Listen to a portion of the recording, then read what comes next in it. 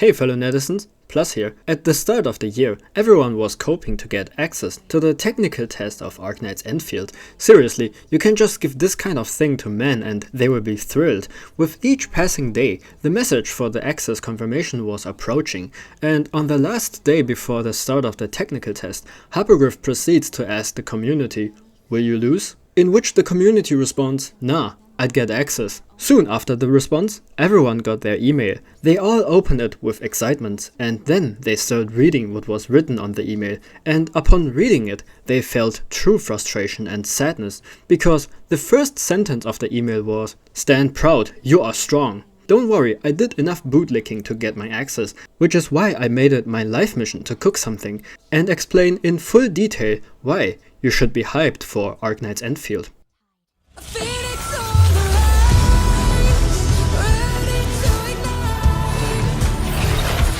That thing? I planted it?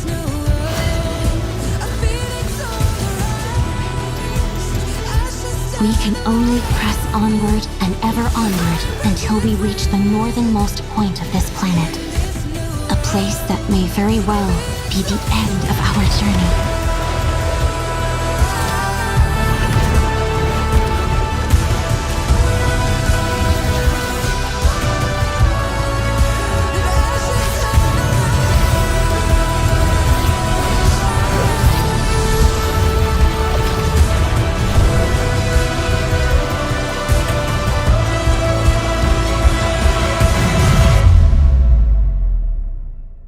First, why am I making this video? Especially with the test being over and most other content creators have already dropped their fair share of Endfield videos. Well, believe me when I say I can bring new point of views to the table.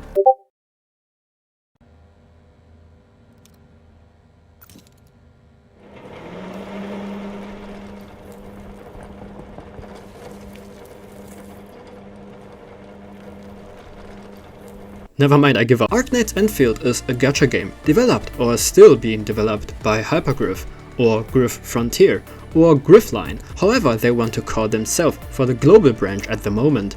Hypergriff is primarily known for their hit tower defense game Arknights, not to be confused with Mystery of Dust. They are also currently working on other projects, but that is not our main focus of this video. Arknights Endfield is based on the same universe as Arknights.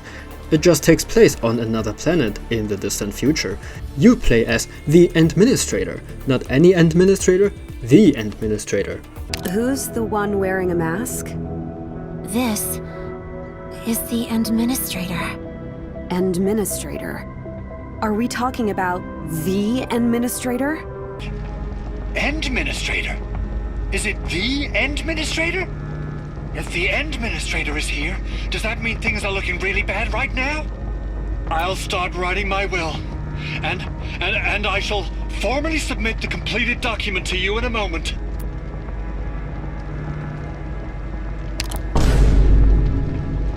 Your objective is to colonize Talos 2. How do we accomplish that, you ask? Well, we have to end the fields, which means building facilities out of thin air to harvest resources for our own personal gain. Some people really cried out and said that this would be another Genshin clone, when in reality it is something entirely different. We turned exploration into exploitation, and fantasy combat into a war crime contract.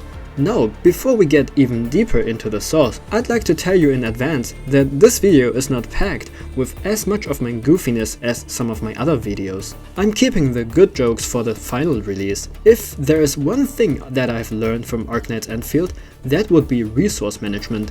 Everything can be viewed as a resource, even jokes. The combat mechanic is quite unique. Instead of switching between your characters, you have all your operators already on the field. So far, there are 3 different elements and 3 different classes. Each character have an auto attack, a skill, and an ultimate skill. After performing a skill, their next attack does more damage and is called a pursuit attack.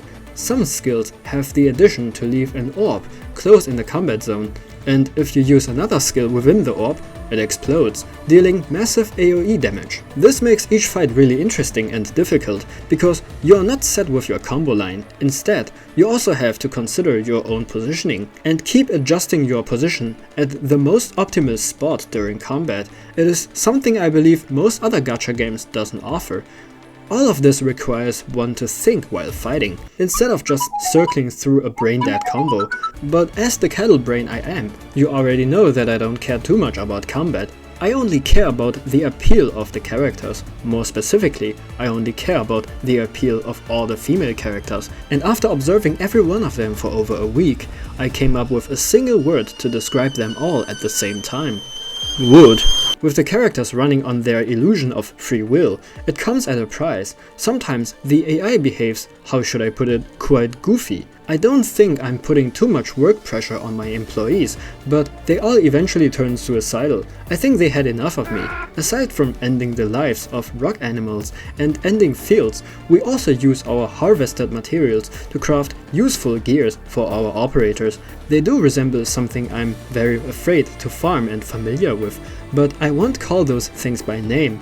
Unlike those from Hoyoverse, all the stats from gears in Arknights Endfield are fixed. Even though we are just at the technical test, the length of the story is already over 5 hours long.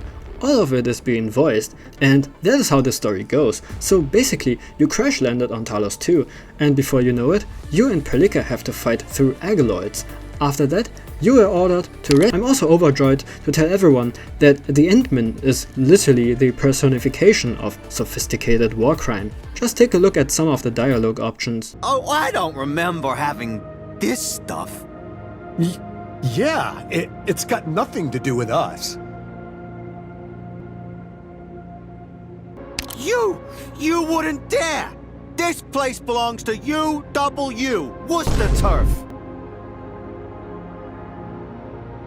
Dude, sheesh, calm down. Let's not go there. Let's talk. Yeah, talk is good. What you want? What you want to know? Let's talk, alright? Let's be cool, yeah? Where's our stuff? Where are you keeping them? Nobody wants to be a loser hobo nomad. Karja the Great will be the strongest landbreaker of this place. When that day comes, you shall cower before my steely gaze. Your sister is worried. She was the one who asked us to look for you. Ginny? But I told her already. Once I get rich, I'll definitely... Forget it. I'm not wasting my breath on you. These legs are mine, and they won't be walking me back to that lousy place.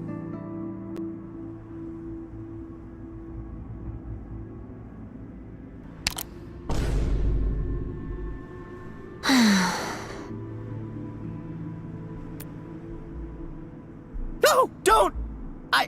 I'll head back, okay? Just don't hit me, please? She is truly the descendant of the Doctor. Feeling cute today, might commit mass genocide and forced erosion later. If you thought the core gameplay was just going around and kill, then you are absolutely wrong. The main focus of this game is still building your base. I don't plan to explain it all in full detail. I'm keeping it for the final release, so I will just sum it up. We mine ore while exploring, refine those ores into usable materials for our industrial factories, and those materials can then be used to craft all sorts of things. Gears for your operators, XP items to level up your operators, healing items for combat, healing stations to improve quality of life, and even explosives. Keep in mind that all these production units run automatically, which means you will eventually reach a point where you produce rare items like sausages. We also have the freedom to build more mining stations, more industrial units, and craft even more items to increase our production per second. The most fun aspect for me was the fact that I could always improve my factories, not in the sense of upgrading levels or something. It is all about the calculation and positioning of your already available units. It was my first time playing a factory game, and I put so much time and effort into designing my base, it is crazy. I made entire blueprints on paper, calculated how efficient the inputs and outputs would be on a graph, and then built the whole base, just to realize that after leveling up the base, I essentially increased the area I could build on, so I scrapped the entire base and my plan again, and worked on a new plan from the ground up. I did this 5 times in total. At some point I even forgot that this is supposed to be a gacha game. It actually makes me absolutely love this game. The factory content is huge. I'd easily and willingly spend hours upon hours into it to perfect my production line without having the feeling that my time is being wasted. The base building mechanic encouraged me to be creative and come up with my very own solutions to solve new problems, and the possibilities are endless. I also love the fact that the game doesn't place a teleportation waypoint every 50 meters down the road. Instead, you become the level designer yourself, and you are granted the freedom to create your very own zipline tracks for fast traveling around the map. The quality of life things are really convenient and adds more value to the re-exploration of already cleared maps in the game. As much as I want to keep talking about how much I love this game, there are still a ton of things they can and should improve. Trust me when I say I love. I literally dropped every other game for a whole week, flooded my own Discord server with Endfield clips. You should join my server, by the way. It goes without saying that some animations still need to be improved. Like jumping, for example. For now this is probably just a placeholder. They also need to optimize the game. My game crashed at least 3 times a day. I know a lot of people also voiced the need of a dodge feature, because there are a lot of attacks that are simply unavoidable. But if I'm being brutally honest with you, we don't need that. Because dodge is for pussies, and dodge mechanics makes a mess with the hitbox, so why not just add a block feature? The voice acting of most characters is pretty solid, with Perlika's voice being my absolute favorite.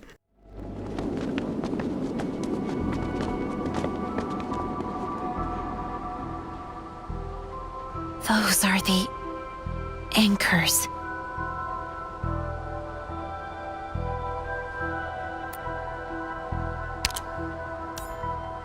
I'll keep it short.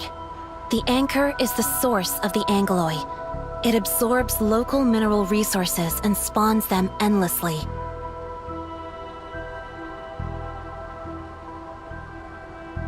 In other words, if left unchecked, these anchors will keep producing angeloi that will then keep attacking the hub base and other areas. Looks like work just got a lot harder. Is that the way to the mining area you mentioned? The movements of each character are pretty unique. Every single operator has their own distinct and character-fitting movements and don't use some sort of default movesets. These are also things I like about the game, the small details. I'm really looking forward to the official release of the game. That being said, I'm a bit concerned about one thing though. It's the competition. Endfield is undoubtedly going to hook us Arknights players, but I think it is no secret that Hypergriff is planning to reach out more than just their existing audience. What I mean is that they are going to compete with other gacha games. Not everyone is like us who have no life and can play 5 gacha games on a daily basis. Some people just need 2 games to keep them busy in their free time, or just a single game. And if you ask me, 1 game is already a ton of work and time you could put into. Let's also take space into our consideration. There are gacha games on mobile that needs 50 GB or more. That leads potential customer to being forced into picking only 1 game between 2, not because they dislike the other, but because they simply don't have the capacity to keep both games on their device. And that leads us back to what I said earlier. The game needs to be perfectly optimized, so it won't end up being too ginormous. Now that the technical test is over, and the surveys too, only time will tell how much Arknights Endfield is going to improve in the future. I'm looking very optimistic though. They just gave us a taste of the barebone version, and I can already see where my addiction is heading. I mean, where the fun is heading. So let Hypergriff cook, and for the impatient people waiting for the beta test, we just have to wait faster. Anyway, I'm hyped for its final release, and I'm looking forward when installing Arknights Endfield requires my administrator permission again, because I'm gonna engineer my fucking limit.